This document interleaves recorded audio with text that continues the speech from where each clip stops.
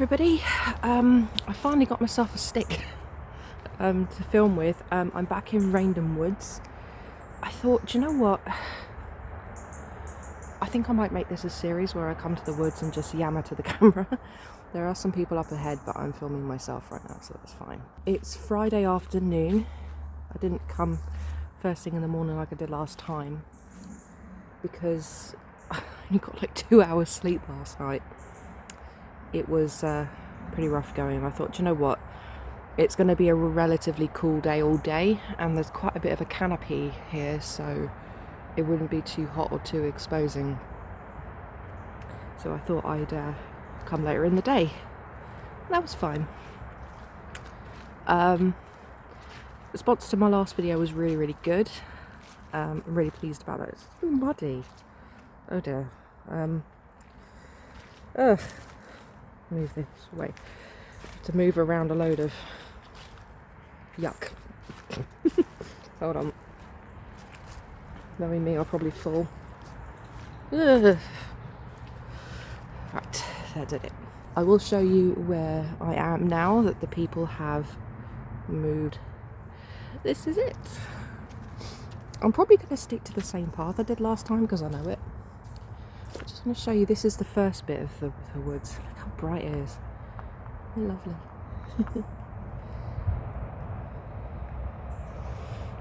That's the tree line. And that part there is fenced off.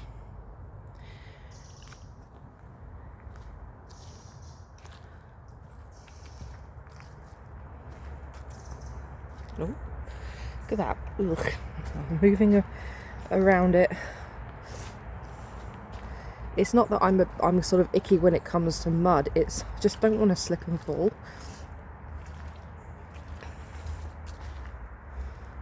Ugh, here we are.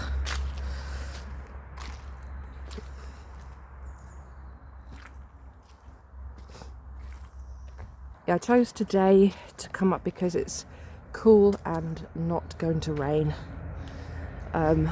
I like the rain actually. I'm more of a winter person than anything. But I don't particularly want to be here when it's pummeling it down, and it would make it difficult to film. Look at all that. It's all boggy.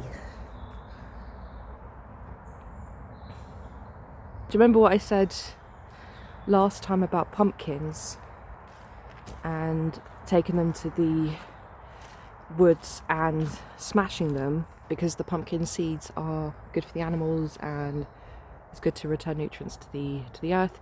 Well, I've brought with me some very tiny little mini pumpkins I saw in the cart this morning, so I will be smashing those. But while I'm here, I want to show you this tree has got this very interesting fungus growing on it, and there's one's up there.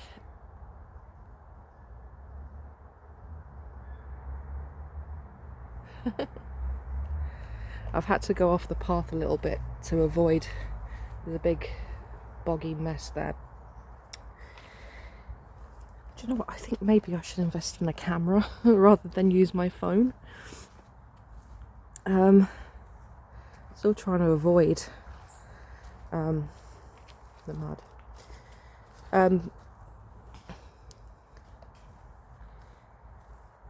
I decided to come here alone again. And there's another bunker there. Because I just want to walk at my own pace in my own time.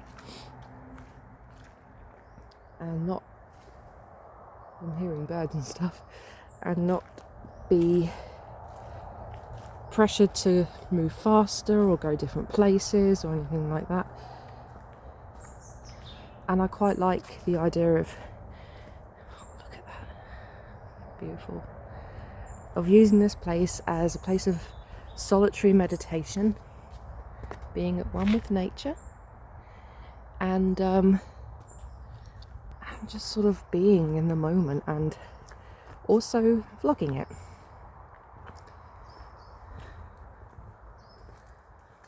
Just gonna let you enjoy the path.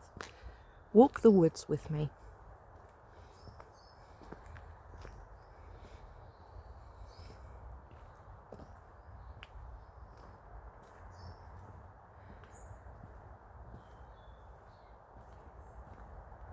birdies.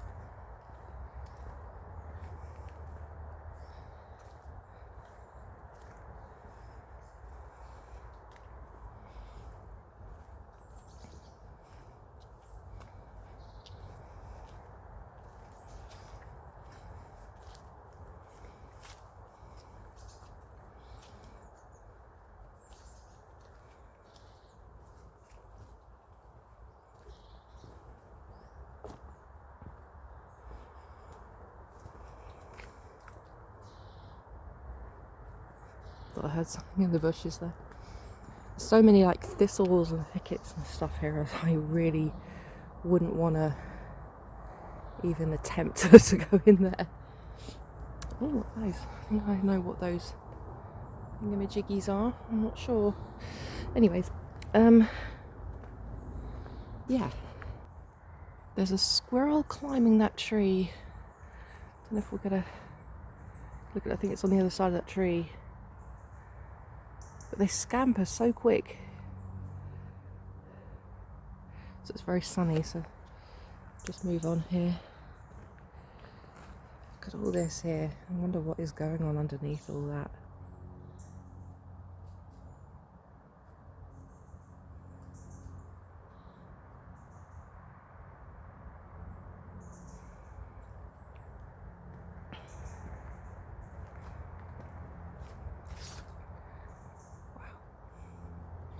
We're really getting into sort of like the canopy now, and I can feel myself cooling down because I can't feel the sun on me now that much, and I prefer this, to be honest.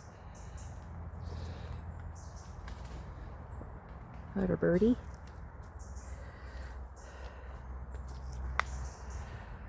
Someone's tried to build a teepee there, but what they've done is they've just crossed a few things. Is that some sort of like task that MOD training or even scouts have to do, and they have to meet some sort of criteria, so they don't have to build an entire living quarters, but just something that roughly resembles one? I don't know. I'm speculating.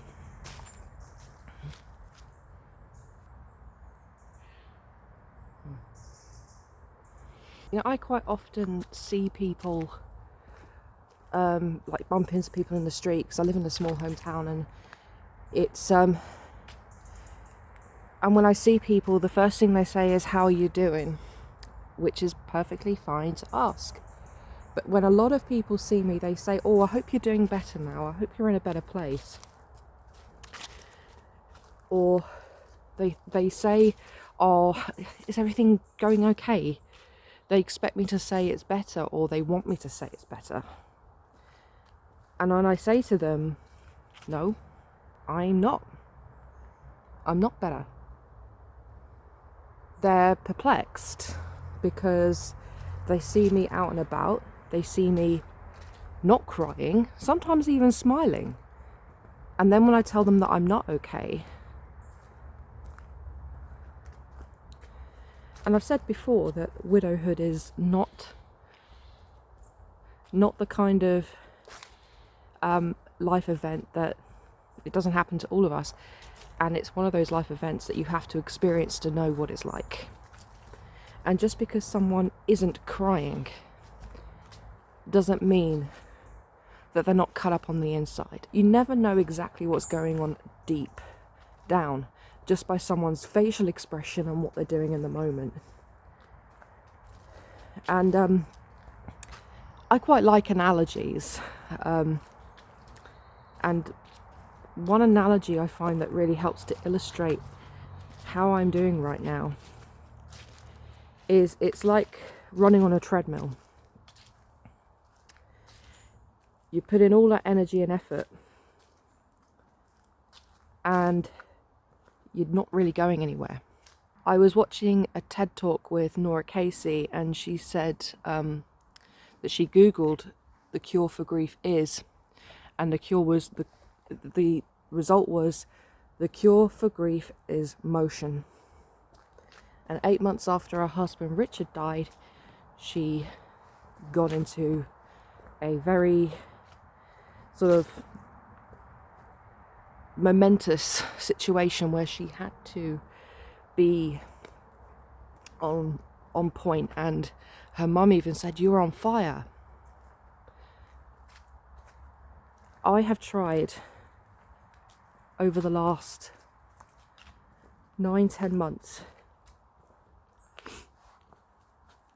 to put things in motion, but I still feel like I'm running on a treadmill. I'm not going anywhere, because emotionally I am still back there in that hospital at the moment my wife died. Because when my wife left, that was the turning point of my whole life, and she's still gone. She hasn't come back, so nothing has changed in that regard. So when people say, "Are you in a better place?" No, I'm not, because I'm in the same situation, because my wife has still died. She's still not here. And I'm still trying to figure out what a life on my own is about. And I've done a lot of things. Well, for one thing, she died on New Year's Eve, so I started my diary the very day after. And I wrote my diary, I can move around, there's a lot of mud, as if I'm writing letters to her. And I kept that up for some time, but then I kept repeating myself, and there was nothing more I could say. Some birds arguing. I joined a bereavement group, I think the day before my wife died. I knew that because it was happening, I reached out to my local bereavement group, and I'm still part of that group. And I'm quite passionate about everything that goes on in it. I have made great friends who are so inspirational. They've helped me beyond measure. I reached out to Crisis because I was going to end my life. I had to do that. And through that, I've met amazing people. I'm part of an art group now. And art, I cannot tell you. Art is one of the things that has given me some identity. Has given me something that I can say, I can hold on to, and then use to find out who I am. And because art is so expressive, it's a way to unleash emotions. I've carried on with my YouTube channel. That was something my wife told me I had to keep doing. She was amazing. She really was. She said to me, I think I might have told you this story before, but about a month before she died, she was in hospital. Bless her. She had sepsis and a stoma rupture. While she was recovering, I went to see her, and we were just chatting about all sorts, and I mentioned to her that I'd filmed a video and I needed to edit it. I filmed it about a week before, before she went in hospital. But I was so kind of like, I didn't know what to do with myself. But I was so preoccupied with what was going on with her. And I knew that the video editing would be a huge undertaking. And I said to her, I need to get on that. I said to her, I need to get on that. I need to get on with editing. And she looked at me and she went, "Yes, Eri, you need to get on with that. You need to keep doing what you love." And she kept saying that to me. Keep doing what you love. Never stop doing what you love, because it makes you happy. So keep doing what you love, because what you love is part of who you are. Yeah, see, squirries. And the videos are what I enjoyed doing. She was very proud of what I'd done, but she never overly praised me. She always told me to keep trying to improve, keep trying to do more. And that channel, my true crime channel, is one of my biggest passions, and I'm carrying on with it. I've done quite a bit lately, and I'm on a bit of a momentum now with that. So I have motion going, I have things happening in my life. I've changed a lot of things at home. So I feel like I'm trying to put the wheels of motion in motion. But those wheels are just going round and round and round, and it's not going anywhere. It's like a vehicle or a cart that's stuck in mud. And the wheels are going, the wheels are going, the wheels are going. But I'm not moving anywhere. But I tell you something, that's okay. It's okay to not get out of that mud. It's okay to run on that treadmill, because you are still doing yourself some good. You are not giving up. But what I'm not going to do is force myself to get out of that, because that is the worst thing I can do. The best thing I can do is let it happen naturally. Let it happen naturally and as it was meant to happen. Without any force, without any pressure. So if you know somebody who is widowed, I cannot emphasize this enough, guys. Don't pressure them to move on. Don't try and rally them. Don't try and cheer them up, quote. Let them be. It's up to them when they move on. It's up to them when they cheer up. It's up to them if they move on or cheer up. It's not up to you.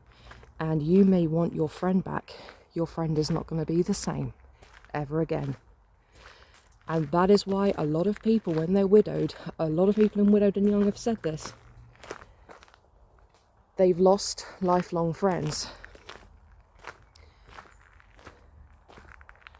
They have had decades-long friendships severed because the friends cannot handle their new friend. I said before, an event like this will tell you who your real friends are.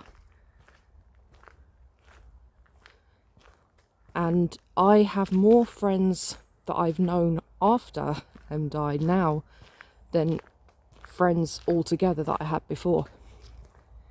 Because they're the people that really know and understand what it's all about.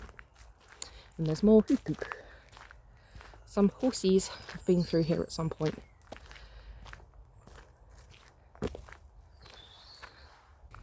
Look. Some fungi.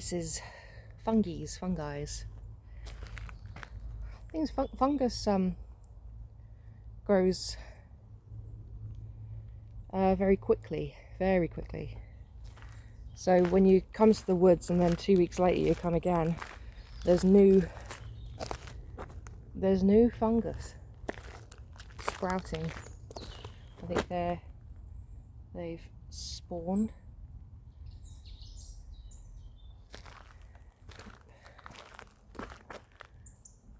This place is so beautiful. I remember looking down there last time and there was a squirrel, and I looked at it on camera and you could just about make it out, but camera makes things look further away than they are. Carry on walking.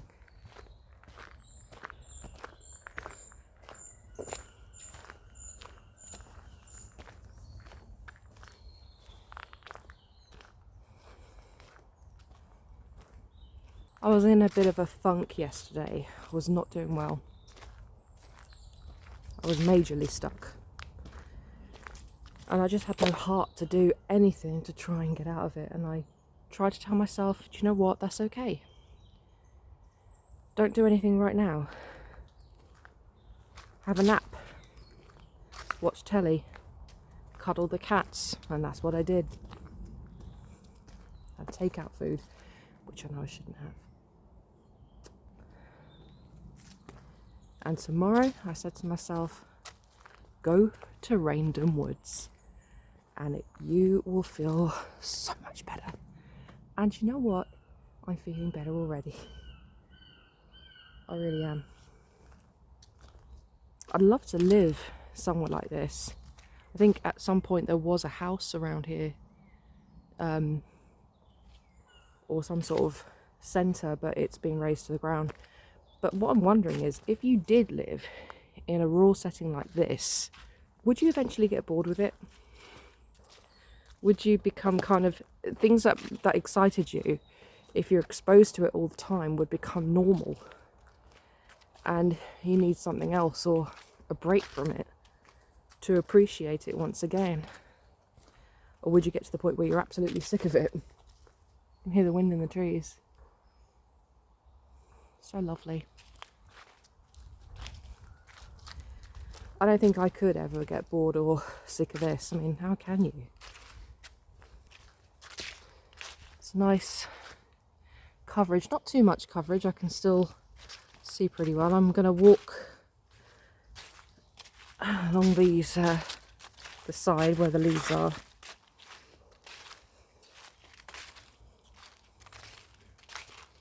At some point I'll get those little pumpkins out and show you. I was in Lidl the other day and they were in there. Oh, there's a squirry. There's a squilly. Yeah, tiny little wee pumpkins. Oh, there's some really muddy, marshy bits up ahead. Oh dear. Again, I just want to emphasise I am not mud phobic. I mean, I don't like it, but I'm more worried about falling than anything, and I'm on my own.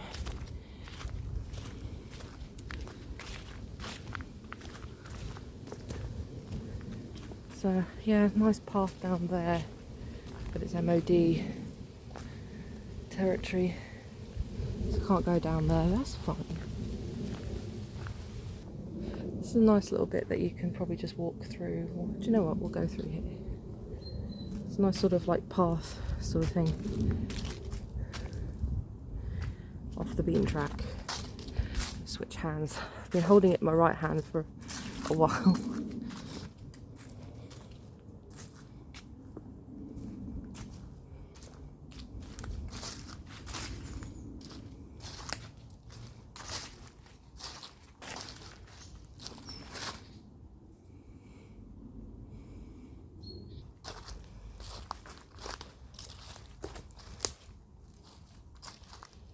A tree stump thing, quite a bit of fungus. Oh, heard a barking.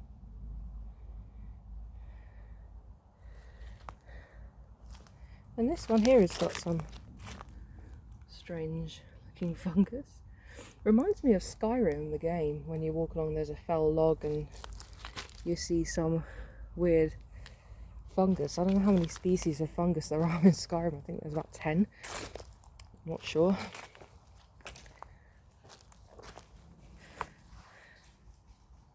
There's a few people who have been walking around with their dogs, but I'm not going to film them.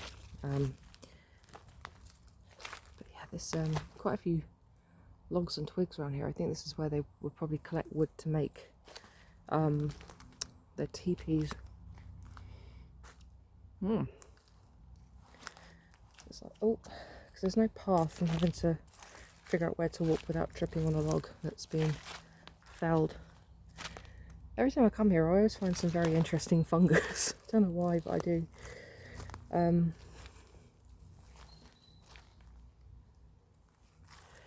Oh, still not finding it easy to get back to the path. This is why when you're in the forest it's best to stick to the path.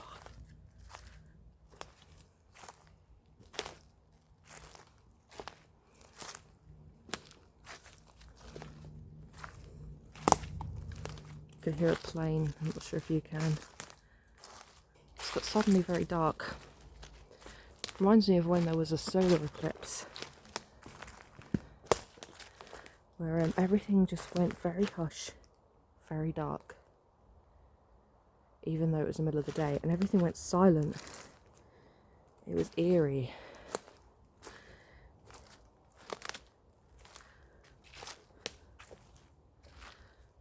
Okay, I'm nearly on the path again. Very muddy path. Right, we're back on the path. That is the innards of the forest, and up there is the teepee we last saw last time. It's so much quieter now. Just a little bit of faint ambience going on.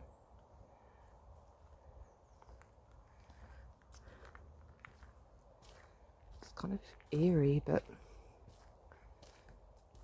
it's fine.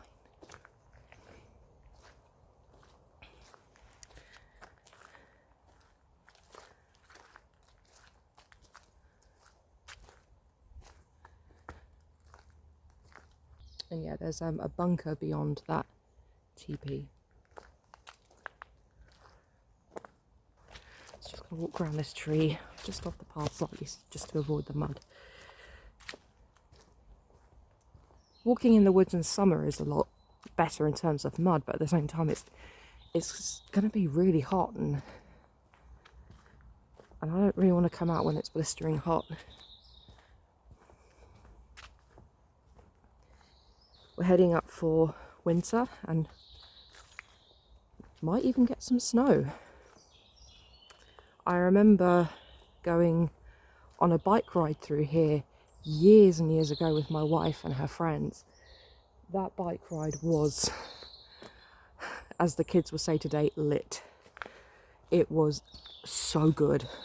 We enjoyed ourselves immensely, and it started out very much like this, you know, all brown and green, you know, a bit like this, and then the temperature dropped as we were going through, and then it started to snow, and it snowed and it snowed and it snowed,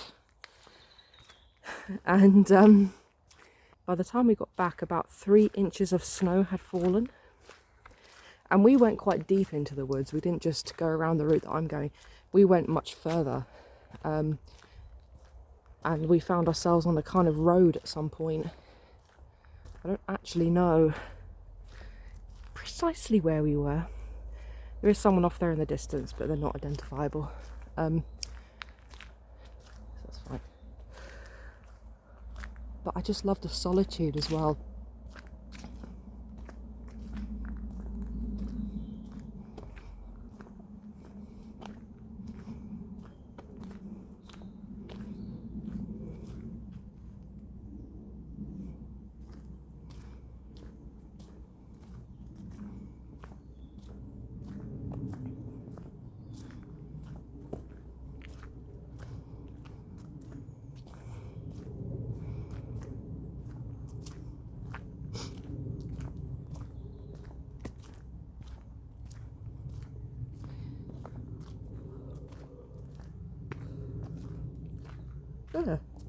Just come across this tiny little stump, and to match it, there's this tiny little fungus there. I don't like to call things mushrooms because they're not always mushrooms. Sometimes it's just a type of fungus. I've actually got at home, and it arrived yesterday, a oyster mushroom grow kit, and I've been spraying it, and I don't yet know the pins of where it's going to fruit. I'm not sure, but oyster mushrooms are gorgeous. They really are. I was able to buy some at the local market, but they were cracked and not, you could tell they weren't fresh. But I remember I grew oyster mushrooms before, and I cut them, I took the foot off, and then I cut them off the foot, and I put them in the fridge for a few days, and then I made a risotto, and they tasted beautiful. They were nice and fresh. And but when you grow mushrooms, I think oyster mushrooms are the easiest gourmet mushroom to grow. They're it's still difficult because you've got to make sure that any competing spores in the atmosphere are you know, you have to make sure it's all sterile, and it's not easy to cultivate and grow a specific species of mushroom at home. You have to have very specific environment for it. More here. And they're probably the same species, but they're at different stages of life. See, these ones have probably already spawned, because they've been partially eaten. There's a tiny little one there. And more here. I think these are two different ones. Yeah.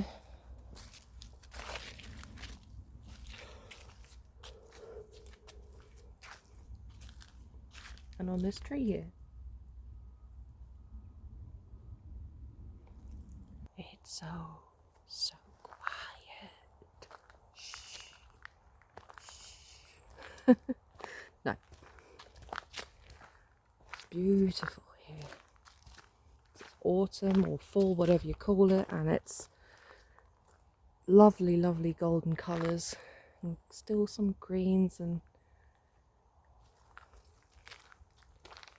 even though a lot of the trees here are dead or dying, what happens is their nutrients go back into the earth and the fungus eat them up, and then the fungus go back into the earth, and animals eat the berries, and it just sort of goes around in a big loop.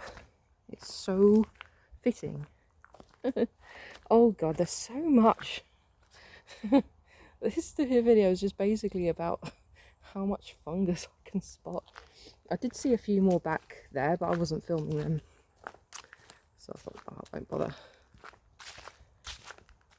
So I'd love to see some more squirrels, but you don't get to see them up close much.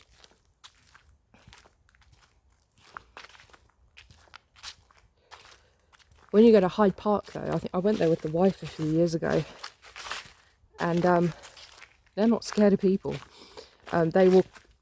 They actually ended up coming up right up to us to get some of our snacks, and they actually crawled up our legs and then followed us all the way down the path until they were able to sort of find something else. And some of the birds came down and took food straight out of our hands. It was so lovely. We know that London is a very urban place, but it's also very there is a lot of wildlife there too,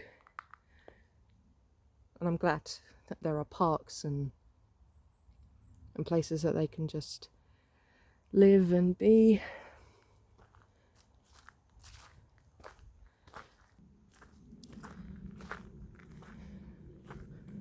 That's a big open field there. I don't know what they're growing, but yeah. Now we're getting on to the bit where I said there's somewhere I haven't been before, which is up there. There's a part of me that's thinking go up there, but to be honest, I don't want to go there unless I've got someone with me, because I don't know where that leads. I don't know what's up there.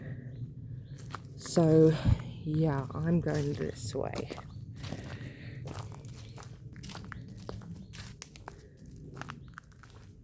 This isn't as muddy as it was last time. It's very rocky though, so you've still got to be careful. And I've got very weak ankles because I have badly sprained both of mine in my life. It's this little triangle thing, and you come out this way. On this route last time there were portaloos, and I hope there are there now.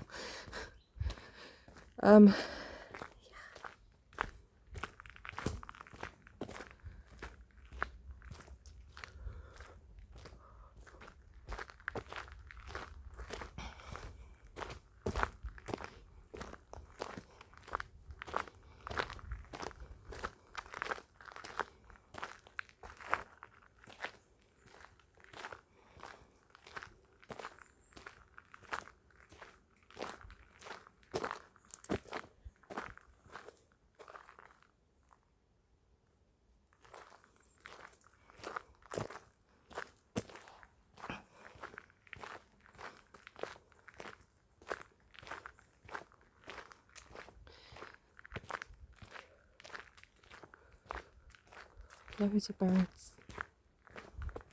Loads of lovely birds. And little bugs are flying around as well.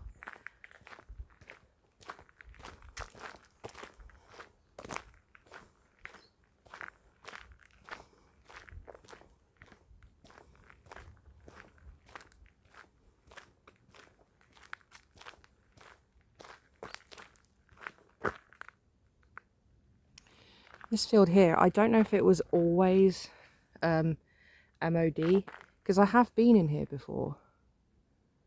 There's a squirrel on that bench over there. I have been here, so I think it must have been about 15 years ago. But I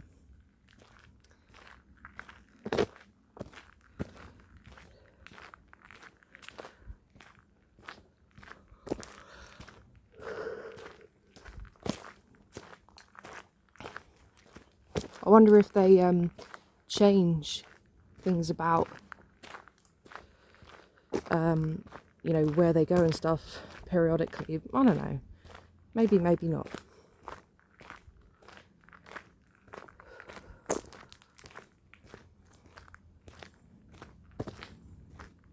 Yeah, this is where the port leaves were last time, and they're not here. I will now show you what I bought with these little pumpkin things. I won't be a second. Some of them have fallen, but here they are. Tiny little pumpkins. I'm just going to put a couple in my pockets because I can't hold them all. Okay, I'm just going to put one on the floor. I'm not going to stamp on them, I'm just going to put my body weight on it. See if it'll break. Nope. Nope. Looks like I'm just going to have to kick it into the growth there. That's fine.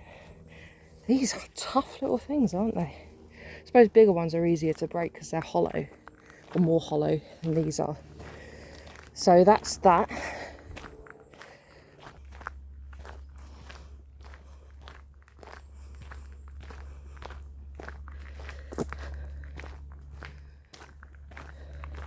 Yeah, these little tiny little pumpkins, right? I don't know what species they are, but what you do is you put holes in them as you would a jacket potato, roast them in the oven, and you can eat the skin as well.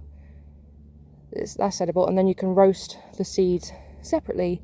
They taste divine. They don't need anything on them apart from maybe a little bit of oil just to help them cook. But when you cook pumpkin seeds, make sure you cover them while you're cooking them because they pop and they go bing. And my oven at one point was covered, the bottom of it was covered in pumpkin seeds. Or you can just do what I do and bring them out here and let them be in nature. That the outer bit will rot eventually and soak into the earth, and probably woodland creatures will pick them up and eat them or whatever.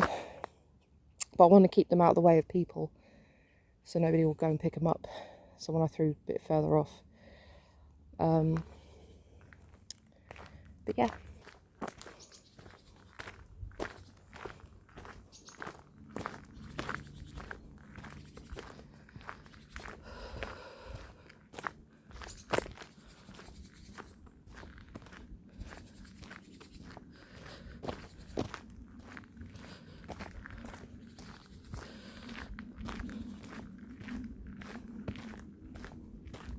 Still not come across anybody since that last lady. That's okay, I don't mind that. Nice big bit of sunshine. Sometimes I swear to God I was a vampire in a brass. I love moonlight and starlight. I love the nighttime. To me, that is just so much more magical. One piece of art I did, which I did on black sugar paper using pastels and chalk, was the moon reflecting off the sea. And I just remember when I was about 14, I think, I went and sat on the beach, and it was as if the moon was creating a pathway across the sea. Whoa! There's another one there. It just ran out in front of me. Oh my God, I really wish I'd captured it. There's a squirrel. It's up on that tree. Oh, there it is. It ran out in front of me. I went over there. That Scared the bejesus out of me. Anyway, as I was saying, yeah, that piece of art I did, just about my memory of sitting on the beach, looking at the sea, and thinking if I walked across that path, it will never ever stop. And that sounds okay actually, because it was a beautiful night.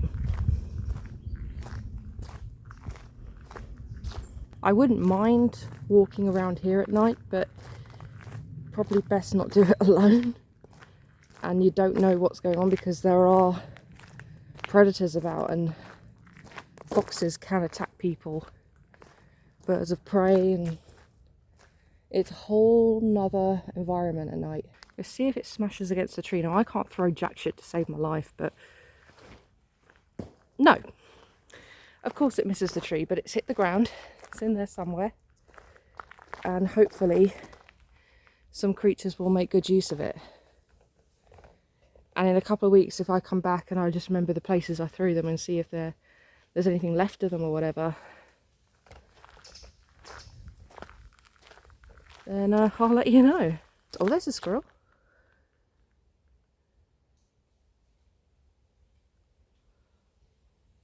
Looks like a very young one. The baby one. Don't frighten it.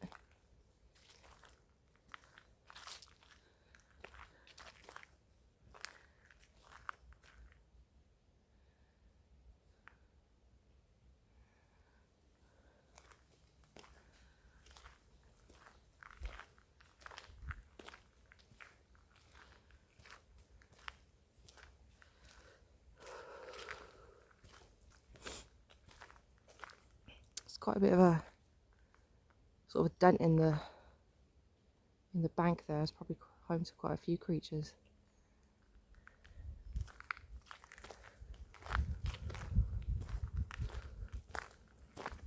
Yeah, if I could break these pumpkins, it'd be fine, because I could just sort of section them off and throw little bits here and there, and maybe I should have taken them home and carved them up first. Silly me. But I didn't plan on doing that. I was just in the cop getting myself a meal deal. And yeah, and there were, sorry, just loads of noises, and there they were. So I just thought, well, you know what, I'll get them. I won't go back home and cut them up. I'll take them with me. And I didn't know that they would actually be able to hold my body weight. And I weigh a lot.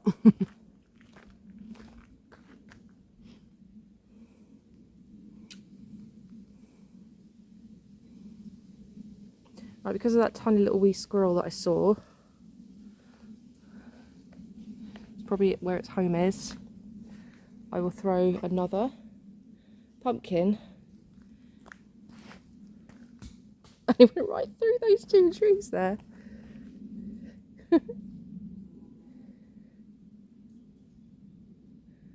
I'd love to be able to sit here and watch it for a while and just see if anything happens, but I don't. No, I'm not going to do that. There's quite a few buzzy things around my head, like bees or flies or something around my head. I've got one more pumpkin to throw, and I'll probably wait a little while before I do that. Probably get to the place where we saw that screaming squirrel last time.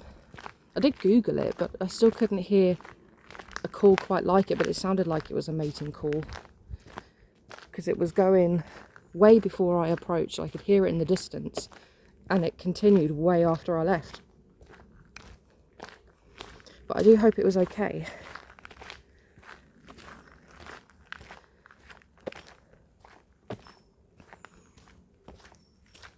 What?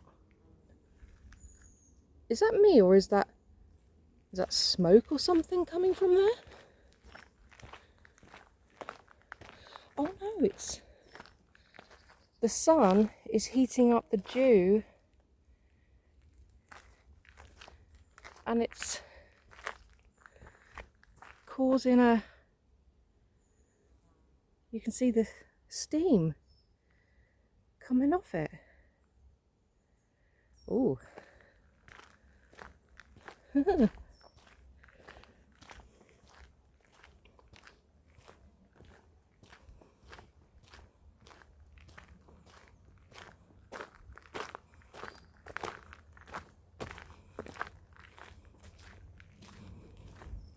nice if we could see little mice or something like that, or even rats.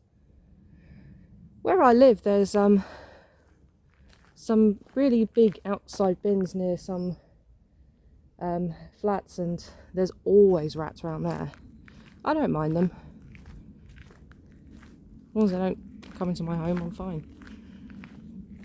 And look at that embankment. Because we're quite low down here, it's a lot steeper than it looks.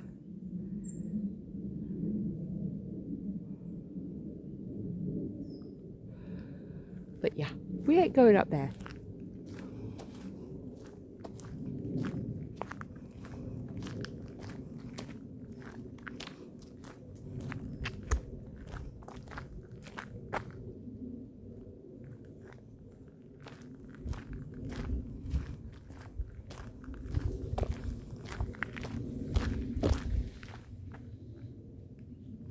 Oh, yep, yeah, squirrels chasing each other. Okay, this is where we last were when we heard that screaming squirrel. I've just come off the path a little bit near to where it was.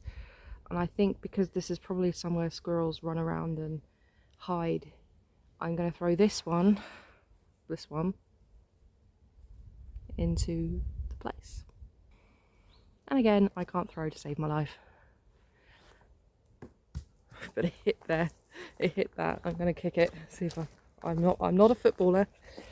I don't know if I can drop kick it. I'm not that good.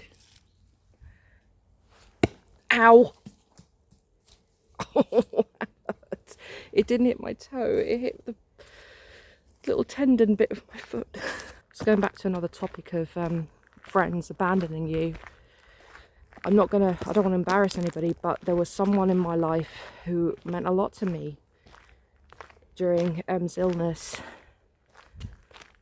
who said to me afterwards that they just didn't want to be friends with me anymore, not in the same capacity, because apparently I can be too intense. And lots of people are going through their own shit, and it's a lot to take on. I get that.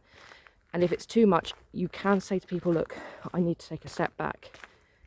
But it's not very nice when someone tells you what you're going through is too much for them.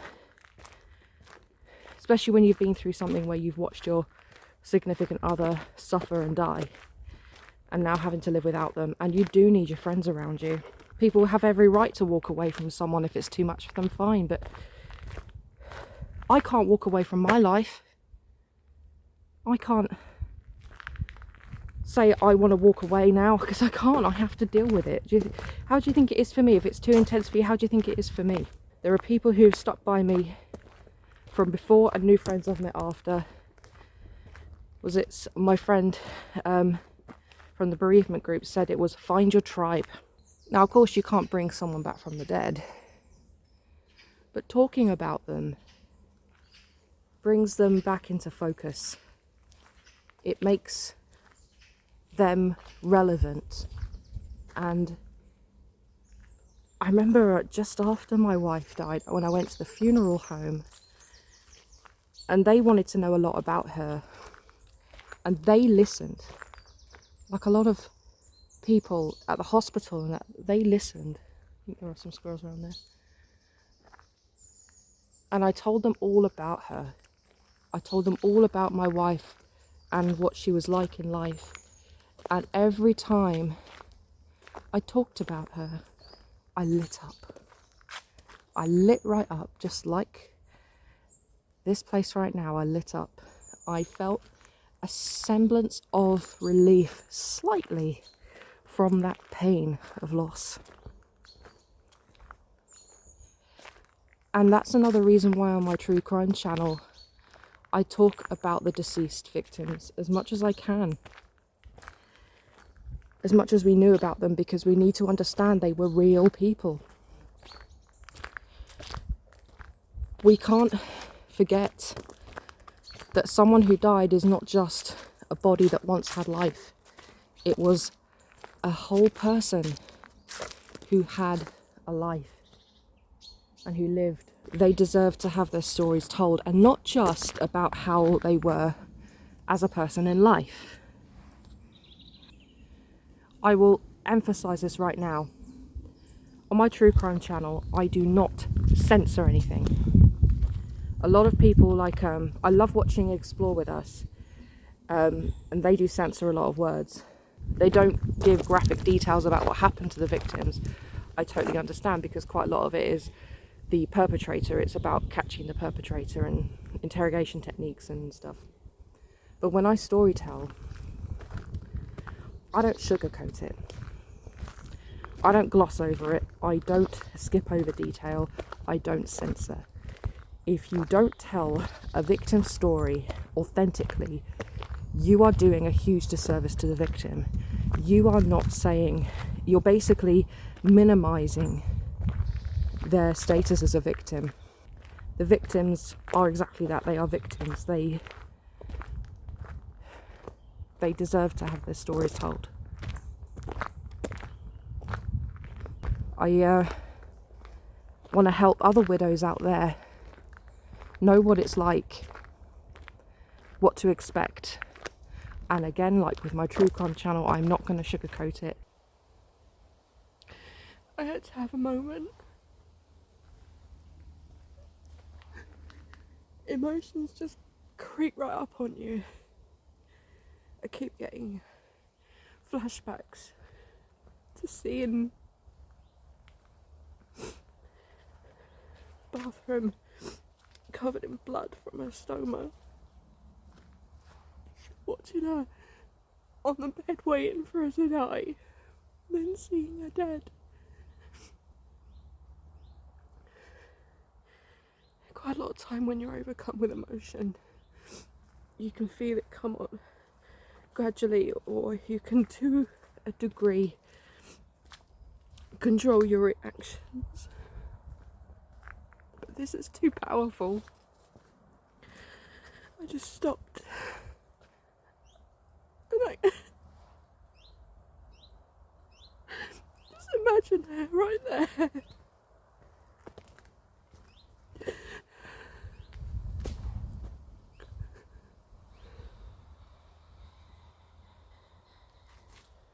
I'm trying to enjoy my life as much as I can.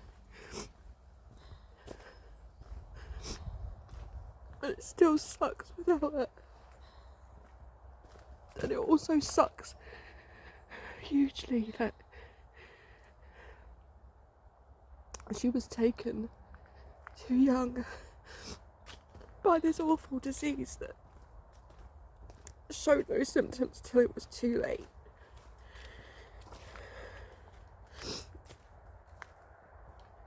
And that she suffered so much.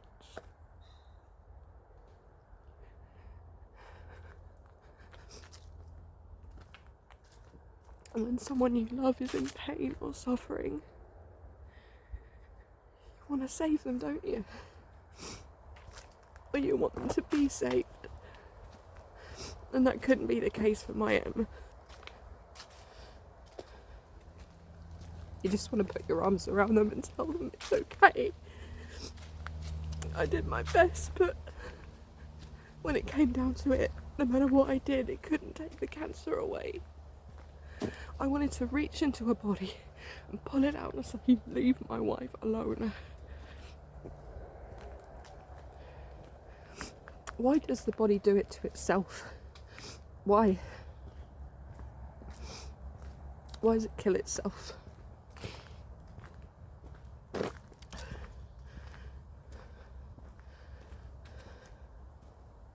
I'm sorry, I didn't think this would happen here, but it did. I didn't make myself cry, it was just very sudden. And I was going to wait till I finished to film again, but I thought, you know what?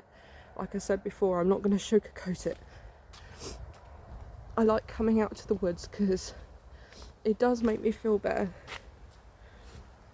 But if I'd been at home and I'd had that cry, I would have felt so much worse.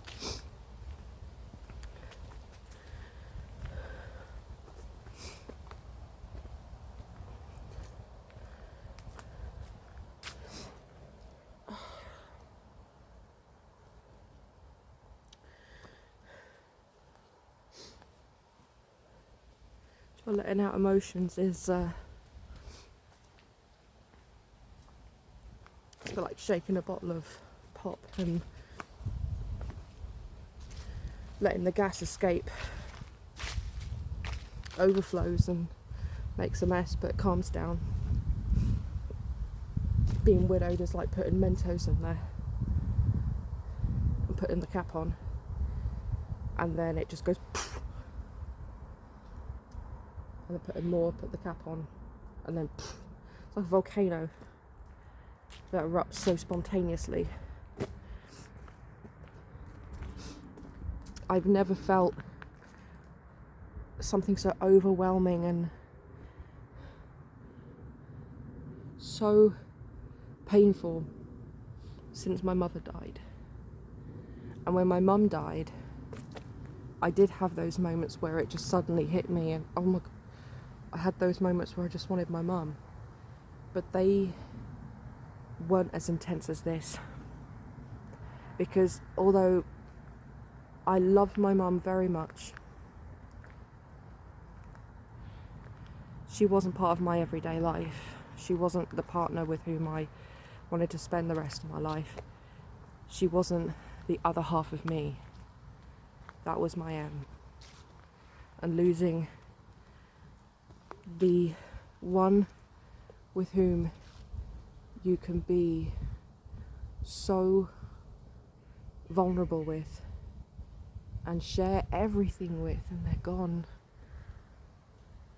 It's not freedom that people think it is. It's almost like breaking up from a relationship, going, do you know what, F them, you're on your own now, you can do what you want. No, it's not the same, especially when you've witnessed their pain and suffering, especially when you watch them pass, especially when just simply being at home, this doesn't feel like home.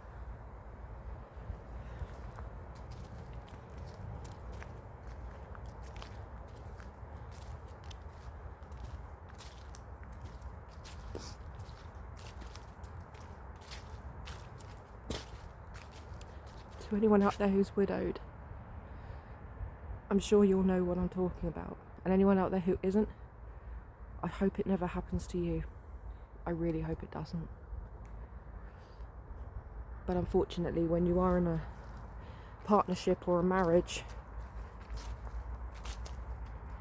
doesn't matter if you're married or not, if you've committed to someone for life, it will end one day. It will end either by separation or death. If you don't separate and you stay together, 99 times out of 100, one of you will pass before the other. There are occasions where you go simultaneously, like in an accident or something. It doesn't happen that often. And there is a chance that you may die young. And you know, so many people I've spoken to online said that their partners literally dropped down dead suddenly, and they had to have coroner's inquest to find out what actually happened. And it takes ages to get the results back. But also there's no build-up, there's no preparation. I mean, you can't prepare for it. And I'll say this a number of times again, emotionally, you cannot prepare for this. Because even if you know it's coming and you can brace yourself for it, the point is they are there until they're not. And when they're not, that's the only time you'll know what that is like. You can prepare in terms of legalities, getting your will sorted. You can prepare practically in terms of childcare, pet care, house finances. You can plan with regard to what you're going to do in terms of work, all of those things. There are so many things you can plan and prepare for, and I tell you, they will take a huge headache away from you if you plan. Those are headaches you don't need. You really could do with getting them sorted way beforehand. And I mean, even if neither of you is going to die, or no you're going to die, even if you're perfectly healthy, sort it out now. get it sorted now. You never know. And I will talk in another video about the importance of funeral planning, because I speak from experience. That in itself is a whole new thing.